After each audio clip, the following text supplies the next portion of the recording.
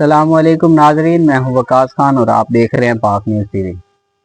खबर शामिल करते हैं। सिंध से हमारे नुमाइंदे मोहम्मद नौमान की रिपोर्ट के मुताबिक सिंध काबीना ने मौत के सर्टिफिकेट की फीस माफ कर दी। कराची से तर्जुमान के मुताबिक म्यूनिसिपल, यूनियन कौंसिल और टाउन कमेटी सतह पर अमवात सर्टिफिकेट की रजिस्ट्रेशन फीस खत्म करने की मंजूरी दी है।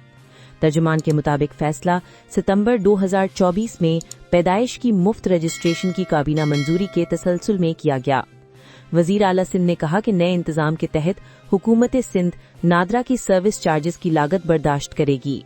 शहरी मौत का सर्टिफिकेट बगैर किसी फीस के हासिल कर सकेंगे। उन्होंने कहा कि फैसला महकमा कानून और महकमा खजाना की हिमायत से किया गया। चीफ सेक्रेटरी की तौसीक के बाद फैसला काबीना में पेश किया गया। वजीर आला ने कहा, सिंध लोकल गवर्नमेंट एक्ट 2013 के तहत अहम वाकयात की डिजिटल रजिस्ट्रेशन को फरोग देना है। फैसला सूबे के CRVS निजाम को मजीद मजबूत बनाने के लिए किया गया है। अब तक के लिए इतना ही। मजीद खबरों और अपडेट्स के लिए देखते रहें पाक न्यूज़ टीवी।